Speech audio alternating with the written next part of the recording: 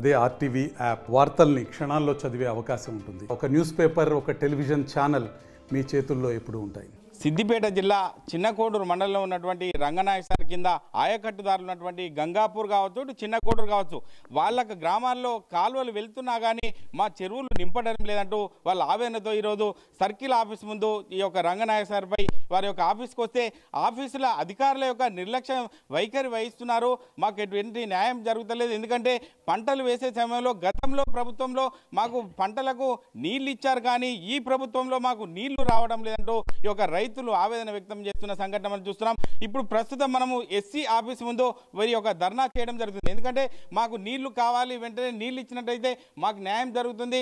రైతులము నీళ్ళ మీద ఆధారపడే పంటలు వేసుకుంటాం కాబట్టి ఈ యొక్క రంగనాయక సార్ మాకు కట్టితే ఎంతో సంతోషంగా ఉండే గతంలో. ఇప్పుడున్న పరిస్థితులను కొత్త ప్రభుత్వం వచ్చి నుంచి మాకు నీళ్ల విషయంలో చాలా ఇబ్బందులు ఎదుర్కొంటామని చెప్పి రంగనాయక సార్ ఆయకట్టు కింద ఉన్నటువంటి రైతులు మనం ఉన్నాము. వాళ్ళ దగ్గర చెప్పండి, ఏంది పరిస్థితి, ఎందుకు వస్తలేవు అని అనుకుంటున్నారు మీరు? గత సంవత్సరం 3 సంవత్సరాలు ఉంది. అప్పుడు కాలువలు తీసినాము, నీళ్లు కుంటలకు నింపుకున్నాము. ఆ గవర్నమెంట్ ఉన్నప్పుడే అన్ని కాలువలు పునరుద్ధం అయిపోయినాయి. ఇప్పుడు ఈ గవర్నమెంట్ వచ్చిన కాడికి వెళ్ళి ఇప్పుడు ఆ కాలువలు మొదటి రైతు కూడిపేసుకున్నాడు. మీరు రైతు నొప్పించుకోమని చెప్తున్నారు ఈ ఆఫీసర్సు. ఆ రైతు చెప్తే వింటాడా? ఇంతకుముందు ఉన్న కాలువ ఎందుకు పోయింది? అప్పుడేమో నీళ్ళు వచ్చినాయి, ఇప్పుడు నీళ్ళు రావు, మీరు రైతుతో మాట్లాడుకోమని చెప్తున్నారు. ఆ రైతు మాకు వినడు. మరి ఆ నీళ్ళు ఎందుకు అప్పుడు వచ్చినాయి, ఇప్పుడు ఎందుకు వస్తలేవని మా బాధ, అంతే తప్ప వేరే ఏం లేదు. నా పేరు చిన్నకోడూరు, మా చిన్నకోడూరు. నా పేరు రెడ్డి రాజిరెడ్డి. నాది ఒక 3 ఎకరాల పొలంలోకి వెళ్ళి నేను కాలువ తీపించుకున్నా. ఆనాడు నుంచి ఇప్పటి వరకు 3 సంవత్సరాలు వస్తుంది. ఏనాడు కూడా నీళ్ళు బంద్ కాలే, ఇప్పుడు బంద్ అయినాయి. అది కారణం ఏందో ఇక ఆఫీసర్కే తెలియాలి, మాకు తెలియదు.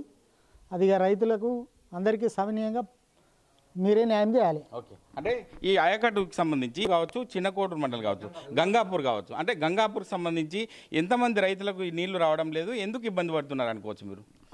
ఇప్పుడు గంగాపూర్ కానీ చిన్నకోడూరు కానీ, చిన్నకోడూరు గంగాపూర్ ఇప్పుడు 3 చెరువు. గంగాపూర్లో ఒక చెరువు, చిన్నకోడూరు కాడ 2 కుంటలు. ఈ మూడిటికి కలిపి దాదాపుగా 1000-1200 మంది రైతులు ఉంటారు. ఈ 1000-1200 మంది రైతులకు గత 3 సంవత్సరాలుగా, అంటే 3 సంవత్సరాలే కాదు, మనకు తెలంగాణ రాకముందు గత 20 సంవత్సరాలుగా ఎడారిగా మారినటువంటి ఈ ప్రాంతము, మరి తెలంగాణ వచ్చిన తర్వాత తెలంగాణలో కేసీఆర్ ముఖ్యమంత్రి అయిన తర్వాత మరి ఇక్కడ స్థానికంగా ఉన్నటువంటి హరీష్ గారు మంత్రిగా ఉండి, నీటిపారుదల శాఖ మంత్రిగా ఉండి, మరి ఇక్కడ ఉన్నటువంటి కాళేశ్వరం ప్రాజెక్టును త్వరితగతిన పూర్తి చేసి రంగనాయక సాగర్ని నిర్మించిన తర్వాత ప్రారంభించి దాని ద్వారా 3 సంవత్సరాలుగా మరి అందరు రైతులకు సిద్దిపేటలో ఉన్నటువంటి చిన్నకోడూరు మండలంలో ఉన్నటువంటి ప్రతి రైతుకు నీళ్ళు అందించారు. ప్రతి కుంట, చెరువు ప్రతిది కూడా నింపడం వల్ల ఏ రైతుకు కూడా ఎన్నడూ ఇబ్బంది జరగలేదు. 3 సంవత్సరాల నుంచి సుభిక్షంగా ఉన్నటువంటి రైతుల మీద తాటిపండు పడ్డట్టుగా మరి అదే 20 సంవత్సరాల క్రితం ఉన్నటువంటి పరిస్థితి ఇలా ఏర్పడతా ఉంది. 20 రోజుల క్రితము ఇన్ఛార్జి మంత్రి గారు వచ్చి రంగనాయక సాగర్ నుంచి నీళ్లు ఇడిచినట్టుగా గేట్లు లేపారు. కానీ ఏ చెరువు నిండుతుంది, ఏ కుంట నిండుతుంది, ఏ రైతుకు నీళ్ళు వస్తున్నాయి అనేటువంటి విషయంలో వాళ్ళు ఎక్కడ కూడా చూడడం లేదు, సమీక్షించడం లేదు. మరి ఇక్కడ మాకు నీళ్ళు వస్తలేవని చెప్పి మరి ఆఫీసర్ల చుట్టూ మేము తిరుగుతూ ఉంటే వాళ్ళు ఏమంటున్నారు, అక్కడ ల్యాండ్ యాక్విజిషన్ జరగలేదు, అక్కడ ఉన్నటువంటి రైతులను మీరు ఒప్పించుకోండి, మేము వచ్చి ఆ కాలువ తీసి మీకు నీళ్ళు ఇస్తామని చెప్తున్నారు. ఇలా ఒక రైతు ఇంకో రైతు దగ్గర పోయి అడిగితే ఆయన భూమి మరి కాలువ కొనిస్తాడా? మరి ఈ 3 సంవత్సరాలుగా నీళ్ళు ఎట్లా వచ్చినాయి అని అంటే స్థానికంగా ఉన్నటువంటి హరీష్ రావు గారు మంత్రిగా ఉన్నారు. మరి ఎక్కడ నీళ్ళు రాకుండా ఆయన స్వయంగా వచ్చి సమీక్షించి మీకు ఆ సమస్య రాకుండా చేసింది కాబట్టి ఇలా నీళ్ళు వచ్చినాయి. ఇలా మేము పోతే మమ్మల్ని వాళ్ళు బెదిరించేటువంటి పరిస్థితి ఉంది, మమ్మల్ని వాళ్ళు తిడుతూ ఉన్నారని చెప్తా ఉన్నారు. మరి మేము పోతే పరిస్థితి ఎట్లుంటుంది? మాకు ఇలా నీళ్ళు కనుక రాకుంటే మరి 20 సంవత్సరాల కింద ఉన్నటువంటి ఎడారిగా మారినటువంటి మా ప్రాంతము ఇప్పుడు ఉన్నటువంటి ఈ 1000 మంది రైతులు, 1200 మంది రైతులు ఉరి పెట్టుకొని సచ్చుడు తప్ప, మందు తాగి సచ్చుడు తప్ప వేరే మార్గం లేదు.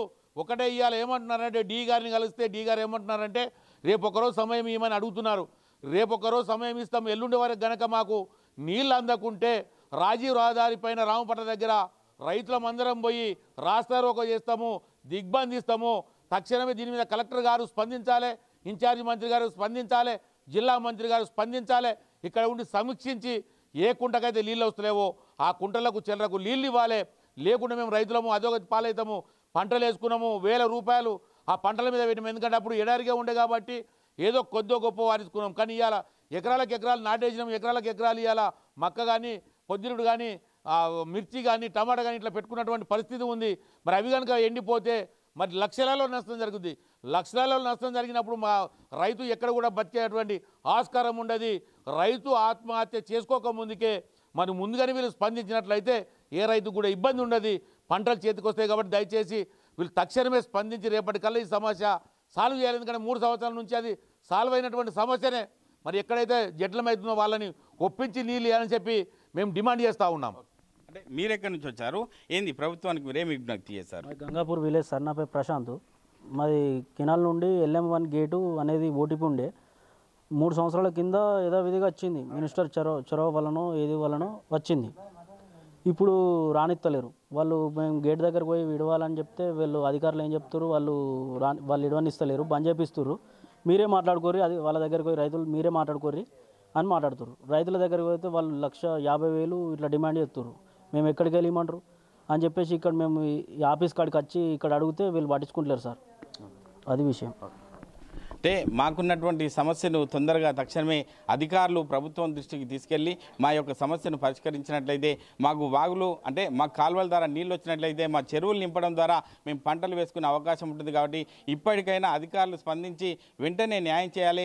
లేని పక్షంలో ఇంకా ఈ యొక్క ఉద్యమాన్ని ఉధృతం చేస్తూ ఈ రాస్తారోకో రాజీవ్ రహదారిపై రాస్తారోకోలు చేసి ప్రభుత్వానికి నిరసన వ్యక్తం చేస్తామని చెప్పి స్థానికంగా ఉన్న రైతులు చెప్పడం జరుగుతుంది. కెమెరామెన్ నెల్లూరుతో మహేష్, RTV, ఉమ్మడి మెదక్ జిల్లా. మరిన్ని వీడియోస్ కోసం ఛానల్ ని సబ్స్క్రైబ్ చేయండి. లేటెస్ట్ అప్డేట్స్ కోసం వాట్సాప్ ఛానల్ ని ఫాలో చేయండి.